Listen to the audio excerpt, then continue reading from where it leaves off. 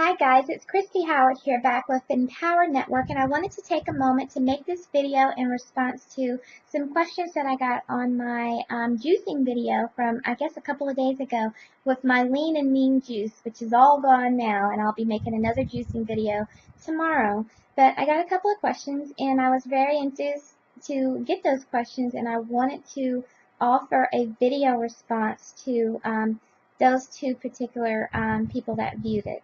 So first off, I responded to AJ, who asked if that particular recipe could be used as a meal supplement, and I told him yes, of course it can be used as a meal supplement, but not if you're doing a vigorous or strenuous workout.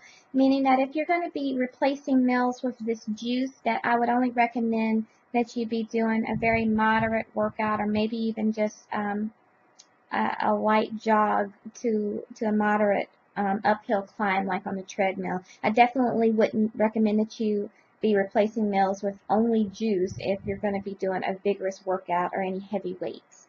So I hope that answers AJ's question. Then there was Gregory, who asked a question, who says that he works out on a regular basis, and how can he incorporate juicing? Well, hopefully if you're on a nice workout regimen, Gregory, you should be having rest days. And the best days to incorporate juicing, if you're going to use it as a meal replacement, is on your rest days, because you're not exhausting yourself, and so juice as meal replacement would be appropriate. Now, if you want to incorporate juicing into your everyday life, and not just as a meal replacement, but just as something to add, I would say that you could add the juicing as part of a meal, as part of the fruit and veggie part of your meal that you would normally have. So perhaps you'll have a serving of protein, whatever ounces of protein you have, like say 6 ounces of protein, and then you would have an 8-ounce glass of the fresh juice as your vegetable part, and then you would have whatever serving of carb you would have, a half a cup of carb or a cup of carb, whatever, and you could supplement it like that.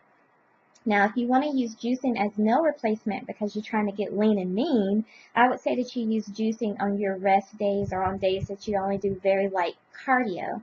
Now, you also asked about incorporating protein shakes. Now, I'm a big fan of protein shakes. I use them a lot as meal replacements. But my cousin, who's a bodybuilder, he's not a big protein shake person. So I say protein shakes, it depends on what your weight management goals are. If you're trying to buff up, add muscle, add mass to your body, I would say have protein shakes as those in-between meals to your 3 basic meals. Say you have a snack between your lunch and your breakfast, I would have a protein shake there to incorporate for mass building. Now, if you're trying to lean out and drop your fat level so that you can realize more of the muscle mass that you already have, I suggest using protein shakes as pre and post workout meals, like right before you lift. I would take 1 serving of protein shake, I would half it. I would have half of that protein shake just before I work out, like 30 minutes before you work out or on your way to the gym. And then I would have the other half of that protein shake post-workout, right after you work out, because that's when your muscles are really ready to soak in all of that protein. After you've torn those muscle fibers up and it's ready to build new ones, it needs that protein. So that's how I would use the protein shakes, depending on what your weight management goals are. The other thing that you asked about was supplements. Now, supplements is a broad term these days, and I'm not exactly sure what type you're talking about. If you're talking about your vitamins and your minerals, your vitamins and your minerals, I say take them every day. I have a regimen of vitamins and minerals that I take every single day to help maintain my health just as a person.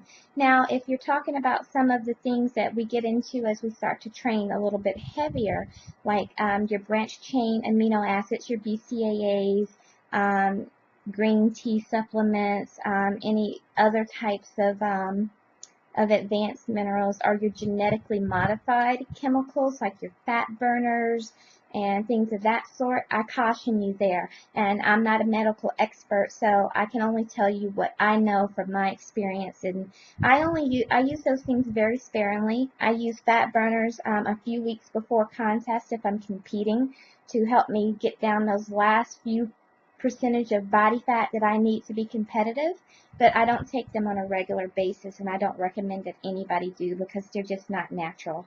So I hope that that answers your questions, and I really do appreciate your feedback, and I look forward to hearing from you again, Gregory, and you too, AJ. So Kristie Howard signing off. Thank you, guys.